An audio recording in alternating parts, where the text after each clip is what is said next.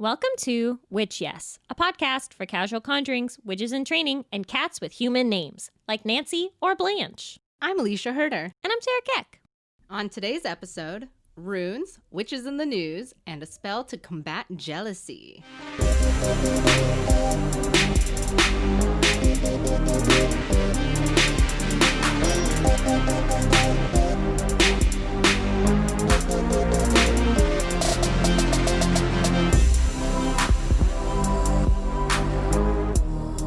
So last episode, I reached out to a listener because they said on their Instagram that they had experience with this egg magic we kind of talked about. So I posted what they sent me on the Instagram, but I just want to read it now. And I'm going to read it verbatim.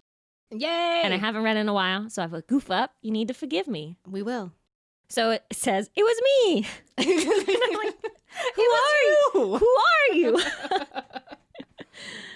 I just don't know how to use Instagram correctly, so I sent one of those disappearing pictures. I apologize. And then I said, in my heart, I forgive you. You fool. So it says, my family is from Mexico. The egg cleansing is a very common practice in Latin America and is said to have roots in Mesoamerican cultures. But it's also common in Appalachian folk magic, so I don't know who did it first, chicken or the egg situation. And then they say, yay puns, and then I had to look away and take a deep breath. I enjoyed that part, though. So I learned to do egg cleansing because my grandma used to do them for people, not animals. The thing is, it's not just sucking the bad juju out once you've run it across the person's body and chanted the entire time, and after you've cracked it into a glass of water, you wait a bit. After 15 to 30 minutes, you go back and study it. Depending on what it looks like and what characteristics it has, the healer then reads the egg and determines what kind of juju was all up in there. It can be anything from evil eye to major curses to energy vampires that just suck out all your positivity away and leave you feeling blah. And then depending on what the result is, my grandma would provide a witchy remedy. She's totes a witch, but won't ever say it. She says she's a curandera, Yeah, I didn't know that word either. which is Spanish meaning healer. I say she's a witch, same diff, which is where I get my witchiness from, I suppose. I've only done them a handful of times, though. I'm more of a tarot astrology kind of gal. And then they didn't like that I put it on our Instagram. And I was like, you could have just double tapped. It would have taken you 2 seconds. I see that you saw it. I see you. They can't give you all their cards. No. Times are tricky. And so now gotta you keep know. your cards close. Yeah. And your podcast is closer. In your ears. It's basically as close as you can get. We're the ones. We're in there. We're in That's the an ears, orifice. snaking down. Hope you sanitized us. Ew. All right, so almost a whole year ago when this episode comes out, we did our tea leaf reading episode. Gross. I haven't re-listened to it recently, have you? I did. And I'm really proud of how we've grown. 1, we're closer to the mic. 2, so much funnier. 3, just all around better quality. Just the character development in season 2 is so much better than in season 1. Season 1, slow start, but like once you really get into it, you're like, yeah, totally. And, I feel like I spent so many months like directing people towards that episode because at the time I was like, this is our best episode. What a fool I was. I embarrassed us. I embarrassed my family. I embarrassed our podcast. And mostly I embarrassed me. I'm not embarrassed, so we're fine. Okay. I just remember not liking tea. But we wrote down what our predictions were, and I wanted to see if any of them had come to fruition a year later. Okay. I haven't read what I copy and pasted in here, so... Do you want me to read it to you? Oh my god, yes. So should I read this part here at the bottom? Okay, so Alicia had a bird, head specifically, halfway down, which meant a protection bubble was around her. It also called for certain actions from yourself, so you have to be an active party. And we have these like angels around me. Oh yeah, the whole time. So that makes sense. That dramatic changes in your life through the actions of others are coming, but the results will be favorable. So there's some big changes coming, but they're going to be good in the end. You had a skeletal woman with a flower crown at the bottom of your cup, from what I remember, and she had a blanket on. This sounds so wild. So Frida Kahlo was in your cup. Yeah, basically. And it says, a woman appearing at the bottom of the teacup indicates that a new start is on the horizon. The reason the woman appears at the bottom position is that there will be a female that will help you on your way in life. The woman in this sense is a supportive symbolic symbol, a symbolic symbol. Terry, you idiot. I love it. And it was important that she was skeletal, I remember. And I think that had something to do with like severity, it being serious or something like that. I listened to it recently. Okay. And then something to do with the dragon. This isn't written down, but I remember the dragon had something to do with like, I think what I remember saying is that you were really fucking cool, maybe. I don't even remember the dragon, but that does sound cool. Yeah, it was like you were, had something to do with fame, prosperity, like intensity, that like it was going to be a lot of big stuff happening and it was going to be good, but it was going to be intense. And that you were going to have a woman in particular that was going to help you in some way. Okay. Well, we did get into Sundance. Pretty big, pretty cool. Mm-hmm. I want to know who this woman is. I wonder if the woman is the film. Maybe. Because it's a woman directed, woman lead. Feminist film. Feminist film. Maybe. And then dramatic changes in your life through the actions of another. Well, my dad died, so that's dramatic. That's probably as dramatic as you can get, honestly. Yeah. But that everything in the end was like going to be prosperous. Do you feel like you're prospering? Possibly. This Nice. is my time to shine, baby. It is. You do thrive in chaos. I thrive in chaos. You have it fucking tattooed on your face right now. Basically. All right. So yours, we have a crescent moon for prosperity. Ooh. A square for comfort and peace. A man's torso, which is a situation whereby you see a man in the middle of the teacup, meaning you will triumph in all the temptations that are placed in your path. Because I said I felt like he looks like Hercules. Ooh. How's your will feeling? Poor! No! I am a grub. I am a roly-poly. But the roly-polies are so cute. Curled up. Just rolling along. Don't touch me. A mountain inside a mountain star? I think it was there was a star inside the mountain. A star inside the mountain. And so a mountain at the bottom of the teacup is an indication that working hard is important. Now is not the time to give up. Don't give up. Listen to your tea leaves. Okay. It says you concentrate most of the time with negative energies, whether by gossiping. Guys, gossiping is so much fun, though. Yes. Not to be a gossip, but like, I'm a gossip. That's who I am. Not to gossip, but Alicia gossips. You can't tell this bitch anything. I'll tell you not to tell, though. But I'll tell you everything.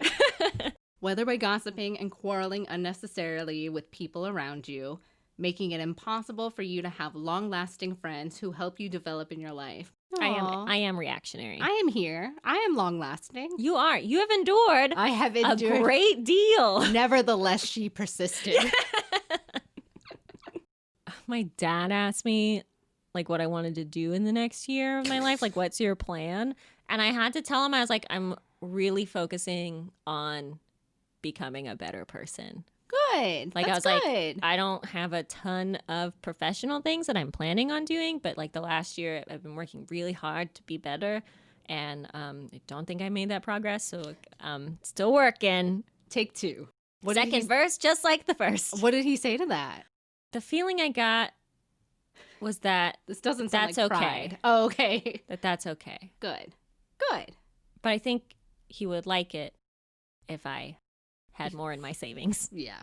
If you continue on this path, you might end up limited, thus not progressing at all because you lack the drive to progress in life. Oh, that makes sense as a sentence, now that I'm reading it. Thus not progressing at all. No, it doesn't. I think I copy pasted that from somewhere else. I heard something recently that was like, I was complaining about like not being motivated to do things. I'm like, oh, I'm just like not motivated to do it. And someone was like, Terra, you don't have to be fucking motivated. Just fucking do it. Oh my God. Like you don't have to like have the will or like the drive to do something, to just fucking power through it and get over it. Do your taxes. So aggro, And I was like, I'm sorry, Mom. You're right. And then as a symbol, the star denotes growing closeness to someone in life. It represents optimism and highest ideals and faith. The star shines brightly in the darkest night, so as a symbol, it means you will find clarification in a situation which has been bothering you for a while. Who was it? Who was your star of the last year? All right, you ready to hear this? Besides me. Artemis. I mean, that's fair. She's so cute. That's another thing that I really want to work on. Not to go back to my psychic reading with he who shall not be named, but the idea of the mountain inside, like my heart chakra being within a valley whose light is only pointing in one singular direction, that like a star hidden within a mountain is like this willingness to trust others and to not block other people off, and allow myself to become close to people. That's like got a long list of faults that I'm discovering recently, and this is one of them. But you're doing work on yourself this year, so you have plenty of time to address it. It's true. I have dad-approved self-work. And the more social distancing, the more you can just self-evaluate and be like, who am I close to? No one. No one. I No have one two. currently. One is a cat, who's not even my cat. But, okay, I went through with Marcel, and I was like, if I die, Marcel gets the cat. If Marcel dies, you get Artemis. Fuck yeah, thank you. And then I made a plan because I was like, there is a chance all three of us could be together and die at the same time. So then she's going to go to California to live with Kathleen and Ian. That's perfect. Yeah. She's an LA babe. She'll go back to LA, live with their other cat. It'll be great. All right. So we are talking about runes today. Runes. And I'm very excited because I don't know anything about runes except they are kind of maybe like an alphabet. They remind me of hieroglyphics. Yes. I guess that's the Nice. closest to anything I can really get to it. But besides that, I'm completely clueless. Oh, great. Perfect. I'd love to learn something today. Okay, you're on the right path. Yes. They are part of an alphabet. I want to specify that we're talking about runes and not ruins, but sometimes ruins have runes on them. Ooh. Beautiful. What does it all mean? Basically, runes are like these pointy shapes, and you find them on old shit. Mm-hmm. And now recently you can find them on new shit at a witchy store in your neighborhood. Excellent. They're letters in an alphabet, but not really just like one alphabet. They're part of a series of interconnected alphabets used to transcribe various Germanic languages before the Latin alphabet got so popular. There are variants extending from historical Germanic territories up to Scandinavia and Iceland, so super far. Yeah. The letters are not simply for communication, but are said to hold magical resonance with particular Norse gods and powers. So this first one, So this is some Viking shit. yeah, it's like some fucking old-ass, pointy shit. Marcel has always said he wants a rune tattoo, but he knows nothing about Vikings. When it really comes down to it. At what point is that the same level of cultural appropriation as me getting like a Chinese symbol on my back that means hope? I would say we're going to talk about Nazis later. Ooh. And maybe make sure you pick the right runes. Because there's... Ooh, I like this juicy gossipy. Let's go. So I'm going to describe these, but I would really encourage you to Google them because they are a visual thing and we're in your ear. In your brain. Yeah. So the first one, the easiest rune to imagine through our podcast is what's called the Berkana or Berkana or Burkana. I forgot right now that I probably should have looked it up. It looks like a bee, but pointy. Okay, so it's like the little round parts of the bee that look like... It's like a stick with two triangles on it Mm-hmm. pointing to the west, east, pointing to right. the east, to the right. The fuck? You don't know where they are. I don't know where they are.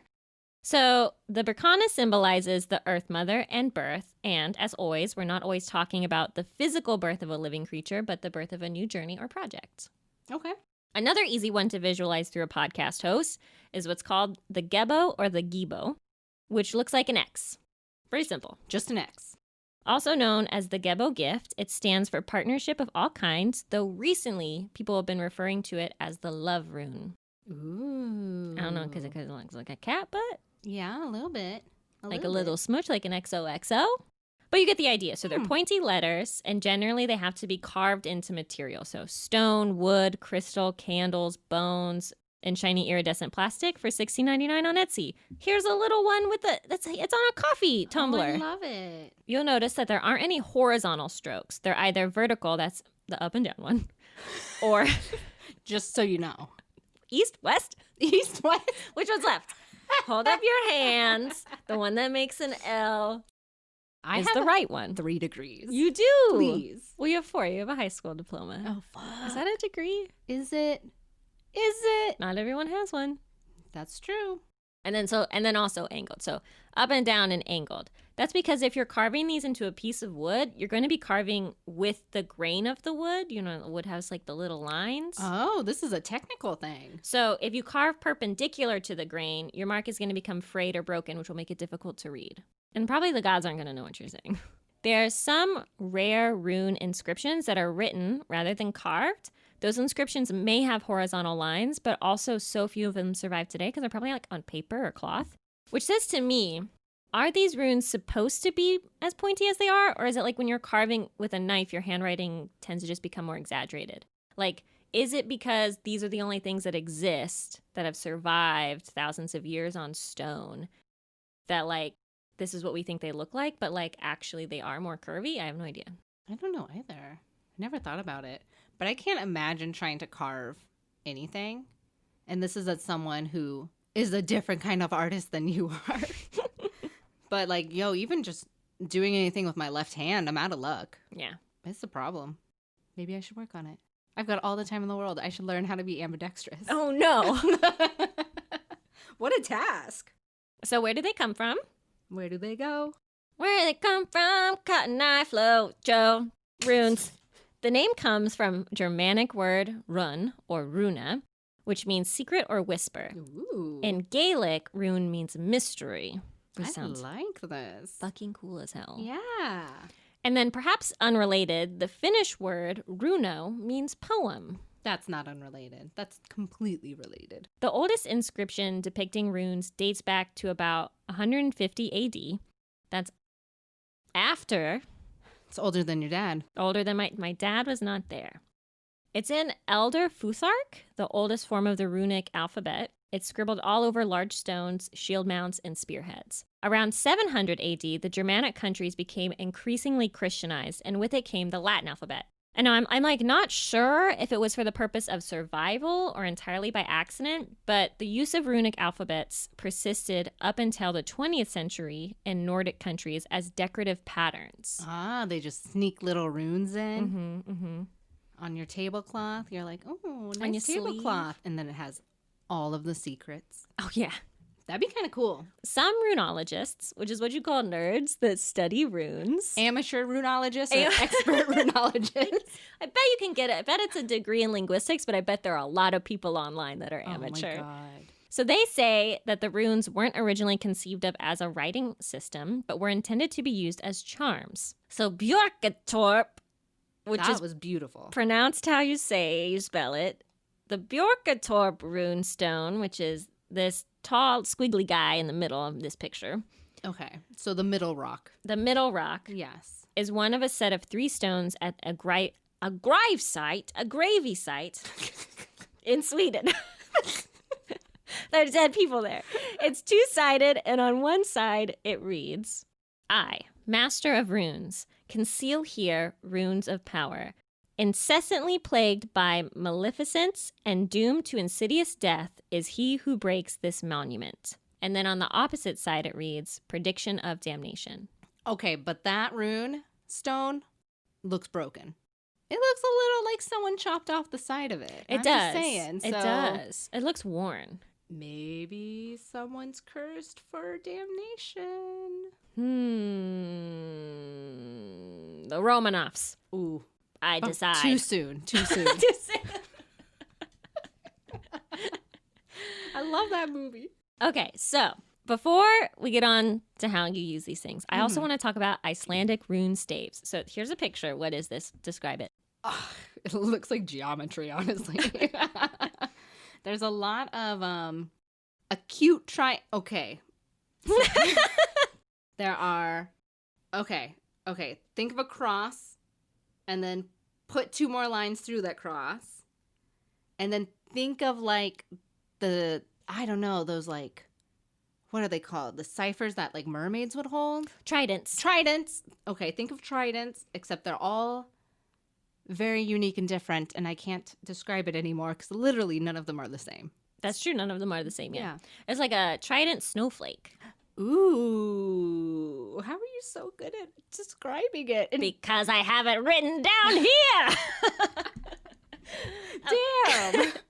So There are about 50 known historical Icelandic rune staves.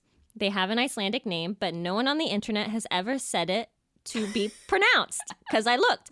So here we go. It's called Galdrastafur. Galdrastafur. You're welcome, internet. Okay, perfect. Heard it here first. Much like sigils, pairing particular runes in a meaningful way was thought to increase their power. They function similarly to hexfus or hex signs from the Pennsylvania Dutch.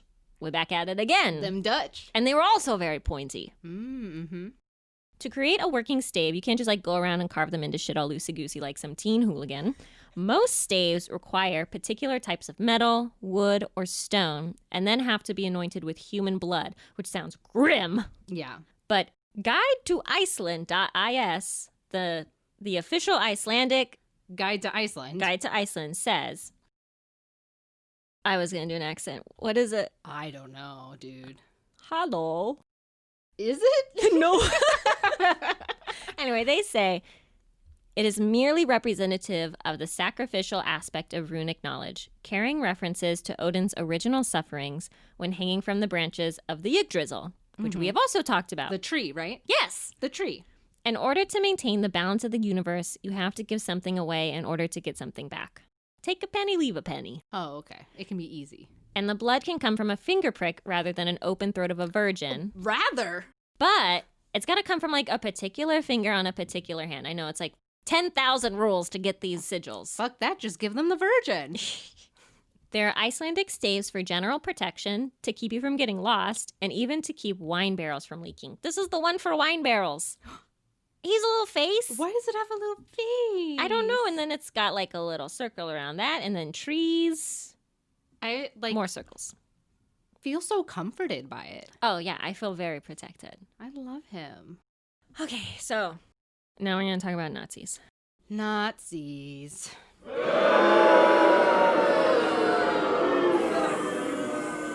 They're just ruining everything. I am discouraged. Discouraged. Okay, from Just in general. in general. So I'm going to give you some context Mm-hmm. on why the Nazis latched onto this shit.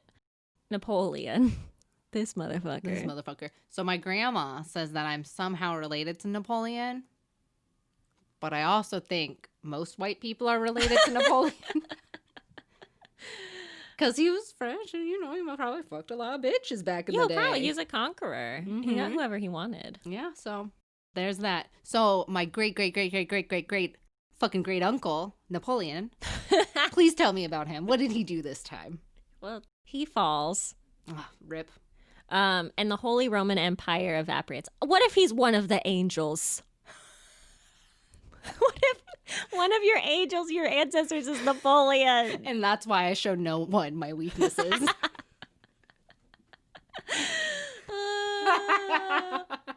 I'm just constantly going every place and being like, this looks like it's mine. That's Monsieur Napoleon to you. Monsieur. Okay, so Napoleon falls and the Holy Roman Empire evaporates. In 1814, that's after that, That's much after. the Congress of Vienna formed the German Confederation, which is a really loose grouping of 39 sovereign states. What's loose? Like, we go into a bar kind of loose? A little sexy. Like, a little sexy? No bra tonight. Like, we showing some shoulder? Like, we loose. Up until this point, there really wasn't a national identity of Germanness. So it wasn't until World War I that a national, like the idea of I am German, capital G, will begin to manifest. Mm-hmm. Which, to be fair, that's what many groups of people do when faced with severe adversity. Like post 9/11, everyone was like, I'm proud to be an American because at least I know I'm free. In choir class, every time we did a performance, we had to sing that song at the end. That's so annoying. Choir. I'm sure people got bored. Yeah. What also often happens, which I feel like doesn't need to happen, is that there's a deliberate exclusion of other groups from the community identity. So once that group is considered other, i.e. like not German, not American, they're systematically targeted. So now there is this emerging identity of quote unquote the German and an interest in getting at the root of what that means. All while genociding, invading, and using infants for target practice. So the Nazis come upon a lot of shit that they decide like is exclusively German. One thing that they used to build this idea of a root German race was the runic alphabet. Why?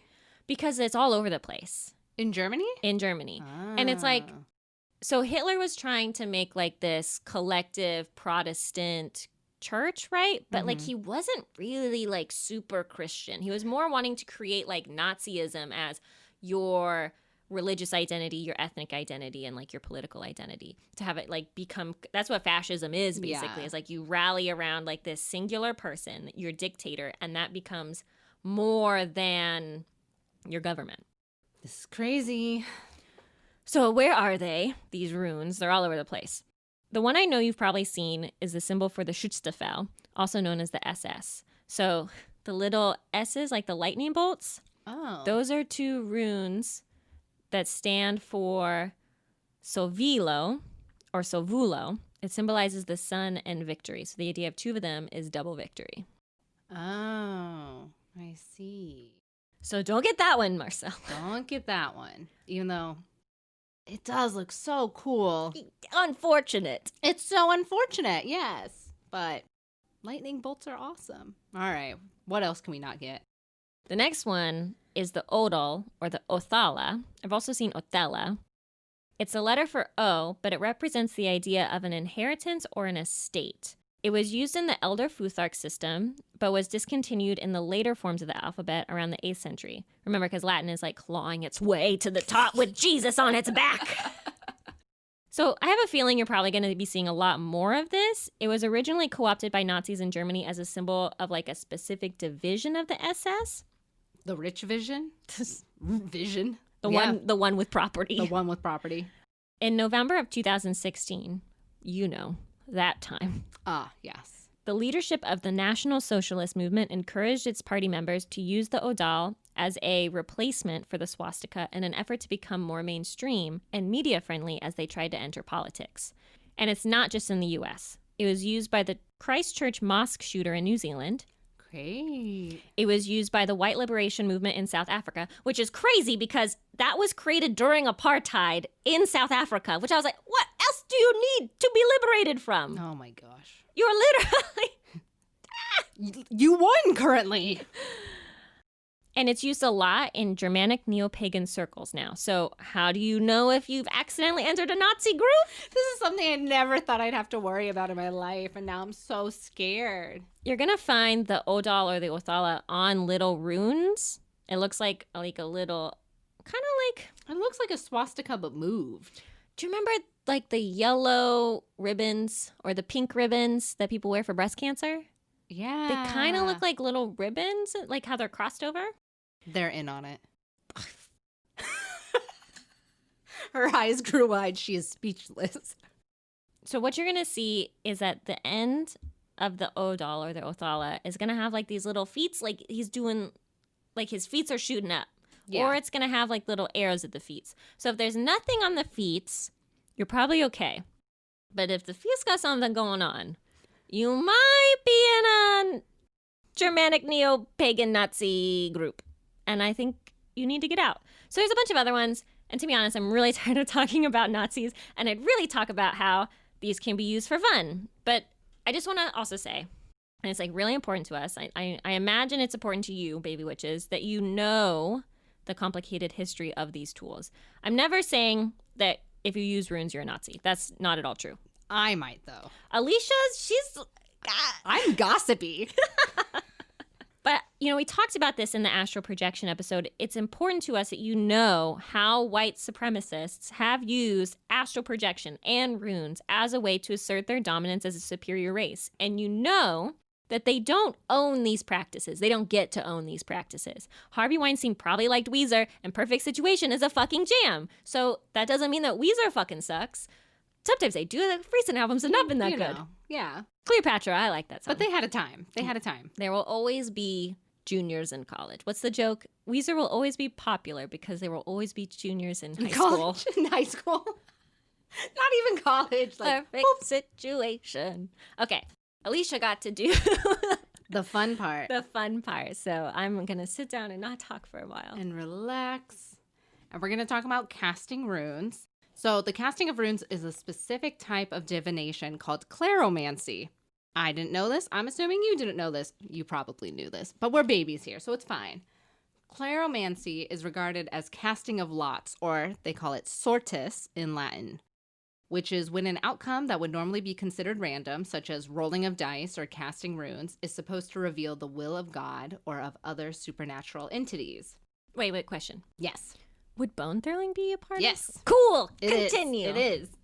Anything you can shake and throw and read divination from is claromancy. Yahtzee. Yahtzee! Back in the day, like the olden days, ancient Greeks and Romans, so probably before Napoleon. Yeah, ancient. Before Napoleon, the ancient Greeks and Romans would take wood from a fruit-bearing tree. It has to have fruit, you know, good juju. Cut it into tiny slits. Like, think you're taking a stick and like cutting it like a cucumber. Okay. Yeah. I guess you could cut it long. You know what I'm talking about. Like, you want your little cucumber bits in your salad. Like, you're cutting it up. And then they would mark each little wooden slit with a rune. They would put the runes in a little pouch, grab a handful, and throw them onto a white cloth. Kind of like dice. When you're playing Monopoly or Dungeons and Dragons, whatever you guys do. Then someone would read the runes and interpret what they meant. Easy. Okay, so how do you do it now? Because we don't care what they did back then. Who gives a shit? They were wild. This back is then, about honestly. me. Yes. But you gotta buy a rune set. Like, you can't. I mean, I guess you can make your own. Dude, this sounds like a lot of work. I gotta find a tree. Support a local business. Just buy a rune set, you know? And you can buy them by typing in buy rune set on Google. Classic. Or you can do Etsy, Amazon.com, and there may even be some at your local Barnes & Noble. Holy shit, And really? of course, make sure to check out your local witchy stores as well, because we got to keep small businesses alive. Little small, tiny, little bite-sized Small, businesses. Tiny little businesses require the blood of the consumers to stay alive. And when you're about to go into this, you must have a question. This is very similar to reading tarot. You have to go into it with some kind of question, not a yes or no question, but like, I'm not good at the questions. Tell me a question. An open-ended question. Like an open-ended question. So instead of, is my boyfriend cheating on me? Fucking that girl Megan. Fucking that shaking fucking girl the Megan. runes, Imagining throwing it's her fucking throat.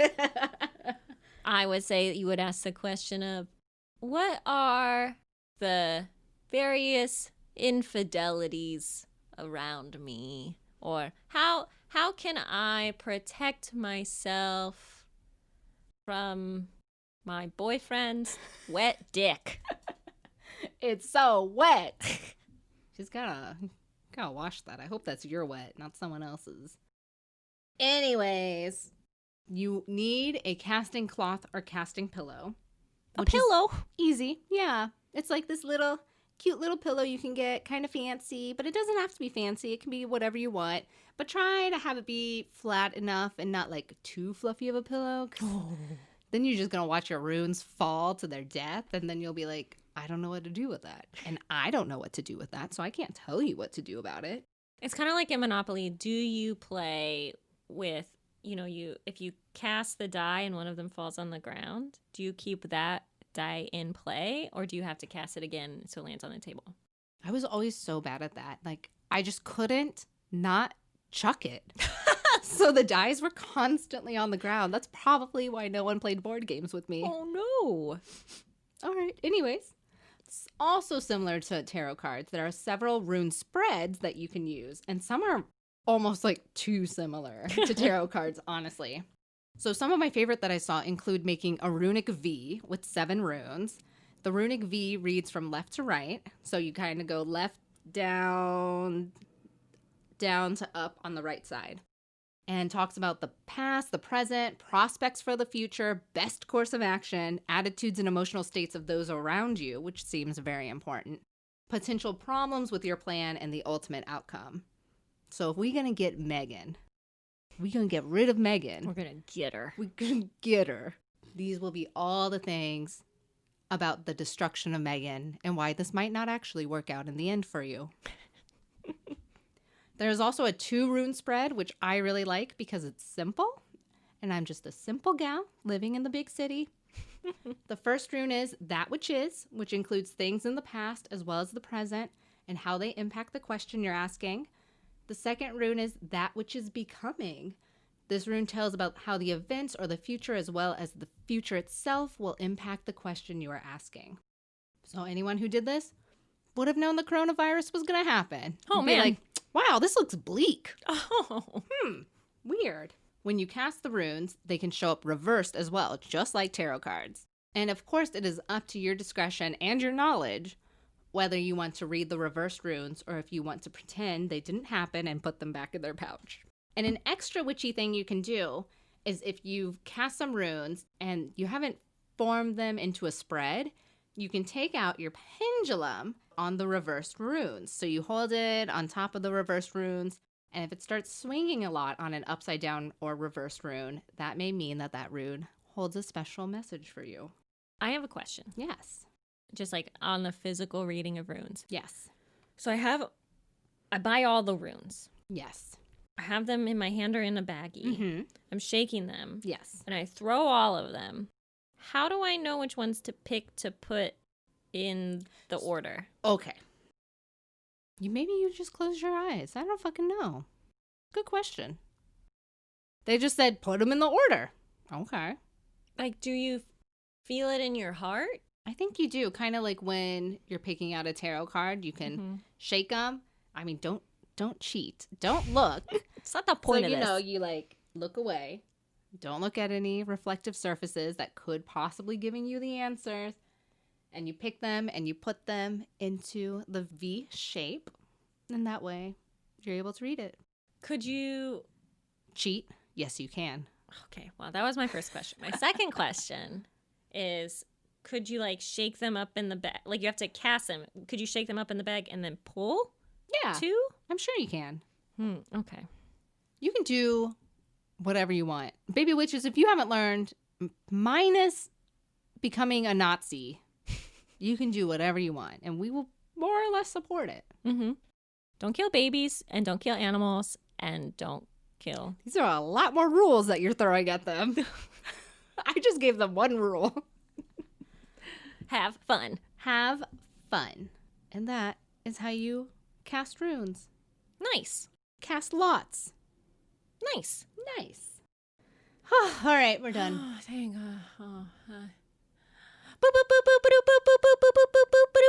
Witches in the news. Witches in the news. It's witches in the news. It's a quarantine edition of Witches in the News. That's right, baby. And that means I'm trying to not include sad stories just for the time being because, we've had a little bit too much of sad stories in the news. So we don't really need it, I think. And you know what? Fuck it. Like, I'm the one who makes this list, so y'all can suck it. Guess whose podcast this is? Guess whose podcast it is? Boom, boom. Boom, boom. Gotta listen to no one except everyone on Patreon, who we deeply love and appreciate. We will do anything for you. If you want to be a Patreon patron, please go to patreon.com/witchyes. Anyways, back to Witches in the News. Harry Styles performed for Stevie Nicks and her alleged coven of witches. Ooh. Spooks. Singer-songwriter Harry Styles talked about his late-night meeting with Stevie Nicks on the Howard Stern show earlier in March. Harry told Howard. Alice told Sally. But also Harry Styles, okay, I might have to call him Harry Styles because like the punch of the name is in Styles. If you just call him Harry, it's so bizarre. Yeah, it sounds like someone's uncle. Weird. It's just like, ooh, okay. Potter who? Harry Styles told Howard Stern that before his new album Fine Line came out, he had met with Stevie Nicks for dinner at an Indian restaurant following Fleetwood Mac's Wembley show last summer. When Stevie expressed interest in his new album, she invited him over to her house where she had all of her little old lady friends. Or as Harry Styles called them, a little witches coven. The ladies demanded to listen to his whole album, Harry said. So it's getting to like 3 a.m. playing the album, and I'm like, I'm kind of tired. And they're right in their prime. They're like, oh yeah, this is like daytime for us. They're vampires. Vampires. Ooh. They wouldn't be old. A vampire? Oh, yeah. Unless it was an unfortunate set of old vampires. Yeah, unless you got turned old, right? Mm-hmm. Yeah. So would Stevie Nicks have a coven?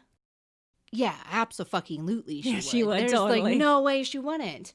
And I guess the real question is, and right now we don't care that it's Harry Styles.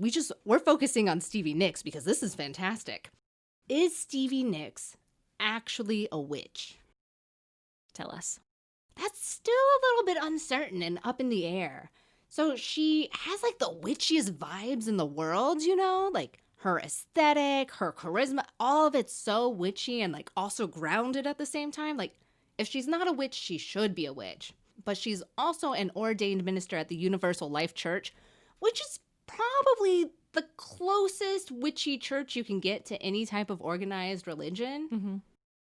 Stevie Nicks was quoted saying in 1998, however, "I am religious. I wasn't raised in any religion because we were always moving around when I was a kid and didn't get involved in any church. But I believe there have been angels with me constantly through these last 20 years or I wouldn't be alive." And then she goes on to talking about praying to God, and Hecate wasn't mentioned at all, but I mean, she's a witch. Is it a cover? She's a witch. Clearly. For sure.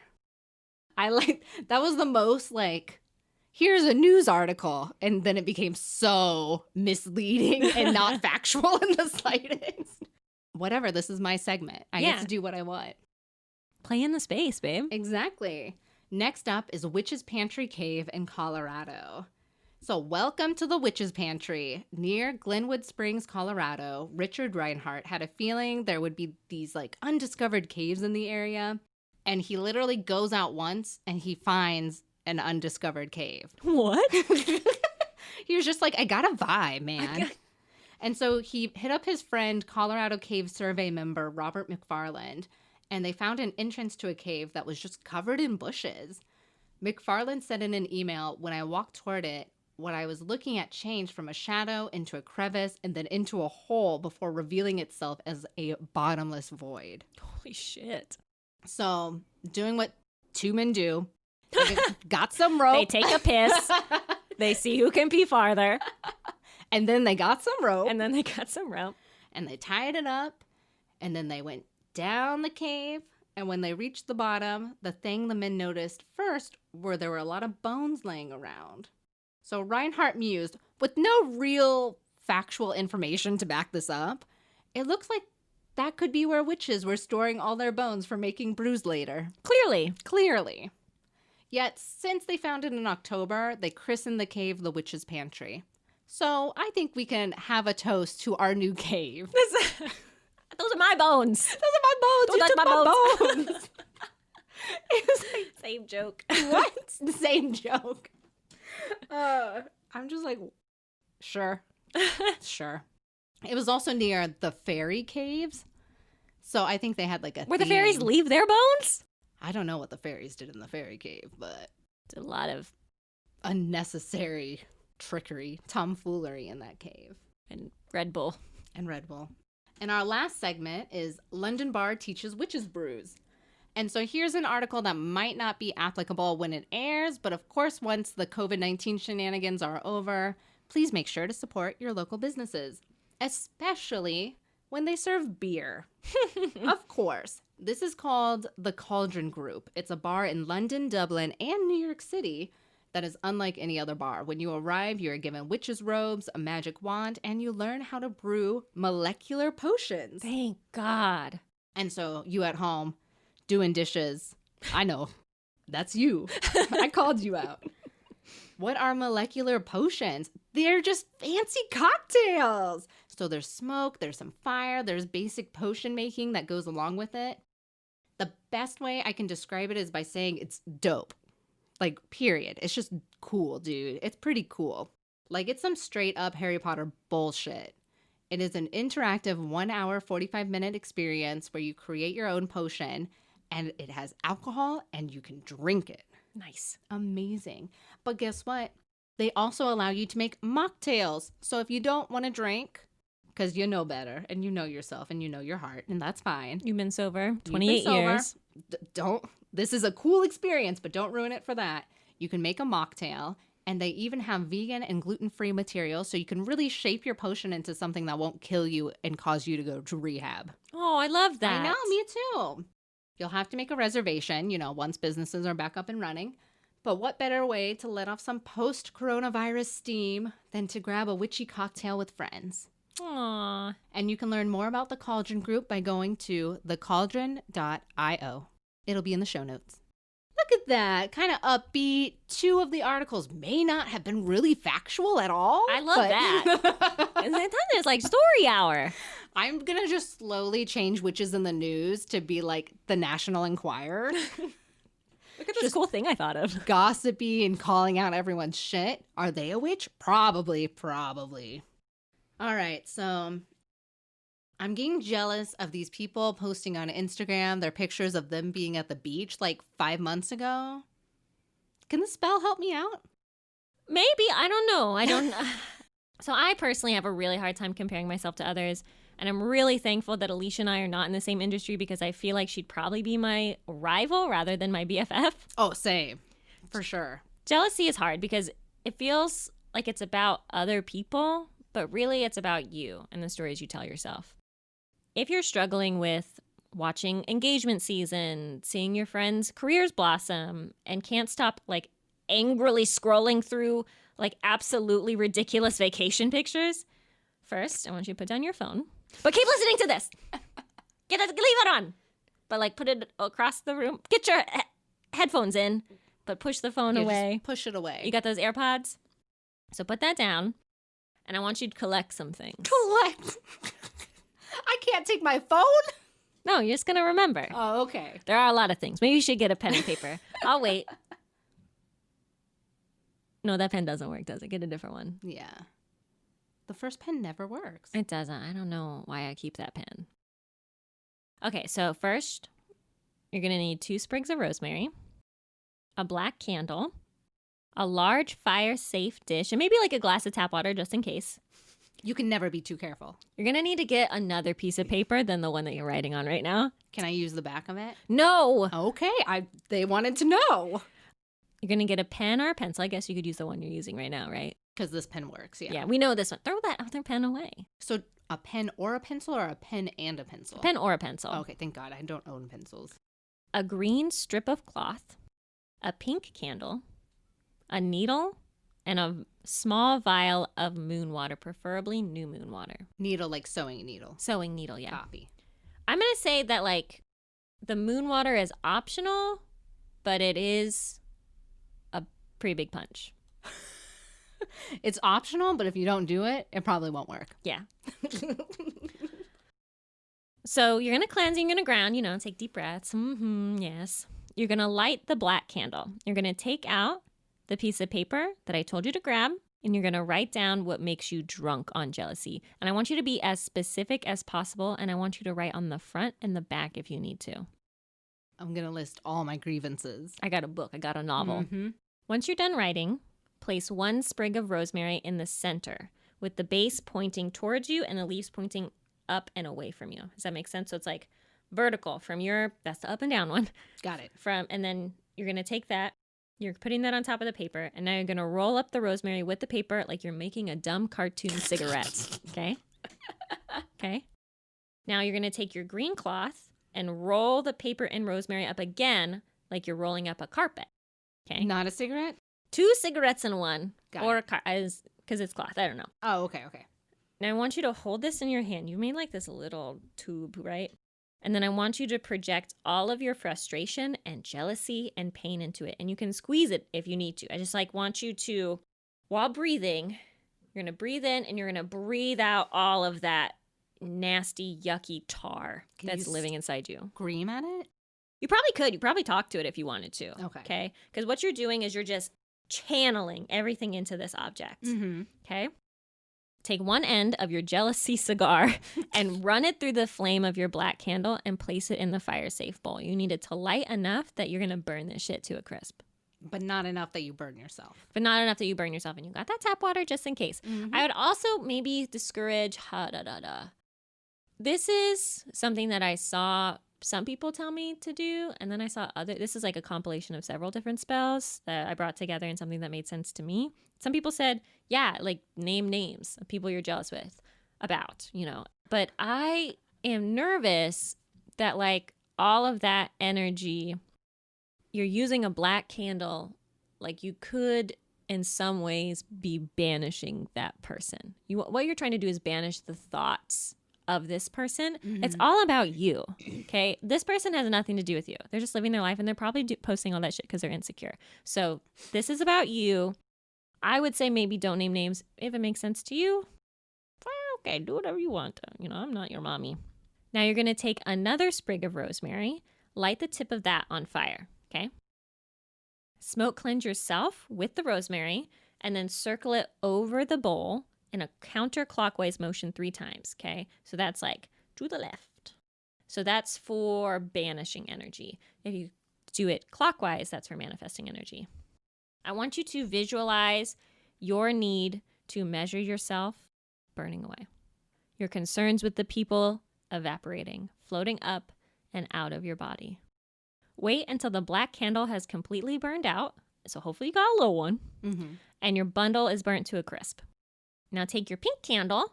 Okay, it's like your second set. Yes. Your needle and your moon water. I want you to dip the needle in the moon water. Maybe swirl it to the right a few times if you want to, clockwise. And I want you to take that needle and inscribe things that you really like about yourself. I do not want them to have to do with other people. Okay. So I don't want you to write down, I'm a great listener. Yeah, what the fuck does that mean? What does that mean? Oh, you're really considerate of other people. That's worthless. I am passionate. I've read a bunch of books. I love writing. I have so many plants. So what are things that you like about yourself? I am awesome. I am talented. What else? I am fucking gorgeous. You are very pretty. Thank you. Now you're going to light that candle whenever you feel the inkling of jealousy. And that's going to be a second barrier to make sure that energy does not re-enter your life. So you feel it coming, you run to the kitchen, you light that thing up. Okay, and then perfect. I would just say, you don't have to burn that thing all the way down the first time, just until the feeling passes. Okay. So I love it. And that's it. So that's a compilation of 4 spells that I put together to make a spell to clear up jealousy.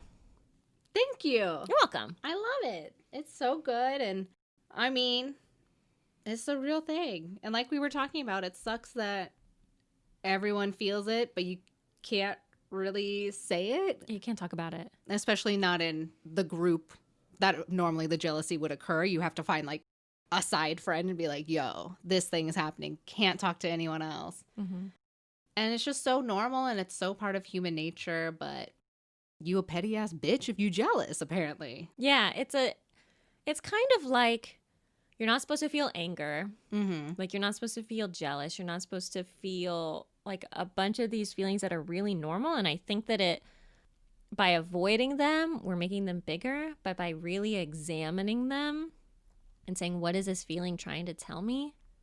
That can help you transform it. Yeah. I love it. Good. Let's get rid of our jealousy and still talk about it to the friends we trust.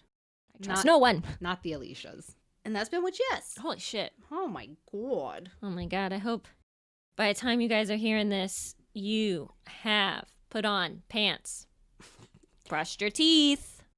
Brushing teeth is a requirement. Putting on pants is not necessarily one. I feel like you could put on a skirt. Put on a robe. What about a dressy? Why are you walking around your apartment with no clothes on? You have roommates. Okay, but if you don't, that life is my dream. I love Hey, Abby, what's up? She listens to the pod, so you know how I feel. But also, love walking around with no clothes on. That free titty life. A free titty life. Oh, they love it. We would like to thank our producer, Marcel Pérez, our creative director, Mallory Porter, and Kevin McLeod for the music we use each week. Thank you, Kevin. Thank you. We love you. Well, platonically. Maybe. Love you a lot more if you didn't make us say this every time at the end of an episode. So I really want to thank everyone that's been putting iTunes reviews out there. We really need iTunes reviews. It really doesn't matter what you say. You could say, I am not a Nazi. That's great. Good. I don't know. Maybe not that one. But which is against Nazis. Okay, that's fine. And then give us 5 stars. Hopefully you think we deserve 5 stars. I feel like I put a lot of work into this, and so does Alicia, and so does Marcel, and so does our creative director, Mallory Porter. We don't advertise. We're not on a network. We're really kind of floating in the ocean. So people truly cannot find us without your help. We're on Instagram, @WhitchYes. If you're listening to us on your devices, I want you to screen grab it, put it in your stories, and tag us. So sometimes you guys like send me just the picture of you listening as like an image. And it's like, so the idea, right, is that like you share it in your stories and then like it automatically links to your thing. So I don't have to like search through and find you and put in tag. It's like a whole thing. So share it on your stories, tag us, and then I'll share the story. I thought it was clear, but that's fine. If you've done that, it's fine. I've done it. And I love you and I appreciate you. Running an Instagram is very hard, guys. Make it easier for us. I can tell why we don't post a lot. So we'll feature you on our Instagram stories. You'll make friends. People have made friends. It's great. You can also email us at witchyespodcast@gmail.com. Send us pictures of your runes if you have some. That'd be cool. Send us pictures of your pillow, your rune pillow. I loved all the pictures we received last time from the aura picture. Yeah, that was so cool. That was so cool to see. And if you have more of those, then send those too. Or send us pictures of eggs. I don't know. But anyway, and then also send us episode suggestions. If you're a patron at the $10, $20? Is it the Dark 20. Witch? Dark Witch. Dark Witch at the $20 level. You get to suggest a special Vault of the Obscure episode. You can find us on Patreon @WhitchYes. Patrons are getting an extra episode from Vault of the Obscure once a month at the $5 level. If we reach $250, which is just 50 patrons basically listening, we'll start releasing Vault of the Obscure twice a month, which will make this a weekly podcast. And really, it's like 50 patrons, not that much. So if only 50 people were listening to this podcast, we probably wouldn't be making it anymore. True. And I also really want to thank the people that read our posts on Instagram and became patrons in the last couple days, because as at-risk employees, this is a tough time for us. So thank you to those people. It really means the whole wide world to us. Yeah, we really appreciate it. Thank you. And I guess this has been WhitchYes. Goodbye.